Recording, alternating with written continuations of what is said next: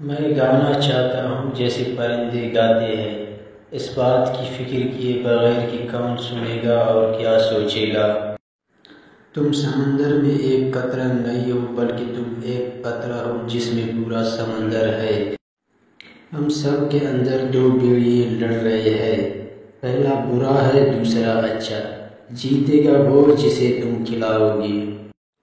حکمت تلاش کرو علم نہیں، علم ماضی کا ہے، حکمت مستقبل کی ہے۔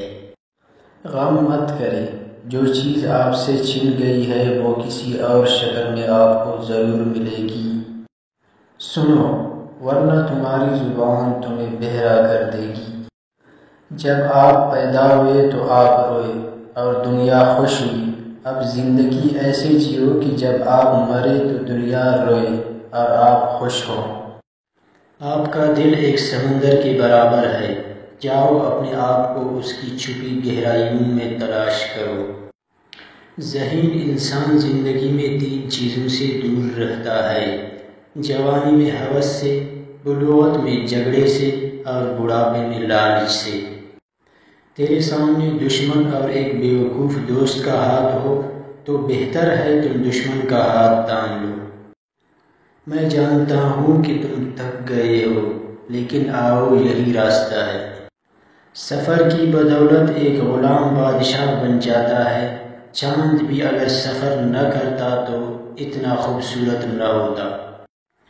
جب تم مرض میں مبتلا ہوتا ہے تو اپنے گناہوں کی معافی مانگتا ہے، یہ اس بات کا ثبوت ہے کہ تیری بیماری نے تجھے غفلت سے جگا دیا ہے۔ تین قسم کے لوگوں کو مسکرا کر دیکھا جائے تو رزق میں اضافہ ہو جاتا ہے، والدین کو، استاد کو اور بزرگوں کو۔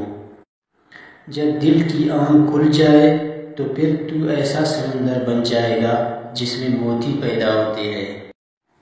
کسی نے مولانا رومی سے پوچھا کہ میرا دل تو بہت چھوٹا ہے اور دنیا کا غم بہت بڑا ہے، اسے میں اپنے دل میں کیسے سما سکتا ہوں؟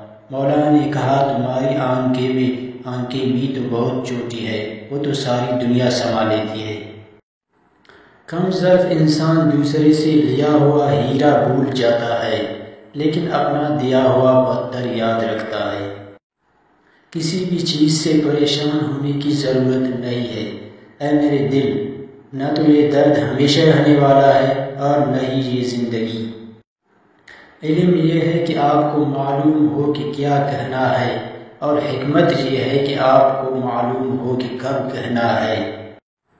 ہمسائے کا حق اس قدر ہے جس قدر والدین کا حق ہے۔ معرفت کا نشان یہ ہے کہ اس میں خاموشی بہت ہو، اگر کسی وقت بات کرے تو ضرورت کے مطابق کرے۔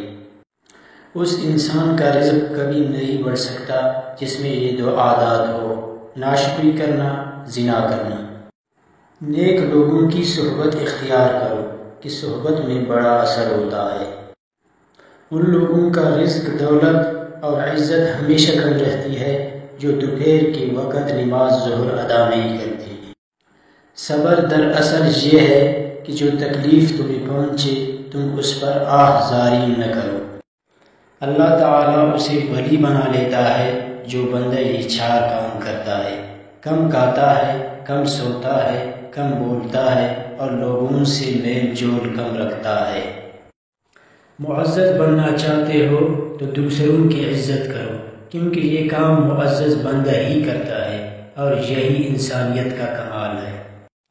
زندگی میں دو لوگوں سے دور رہنا، ایک مصروف اور دوسرا مغرور، کیونکہ مصروف اپنی مرضی سے بات کرتے ہیں اور مغرور اپنے مطلب کے لیے یاد کرتے ہیں۔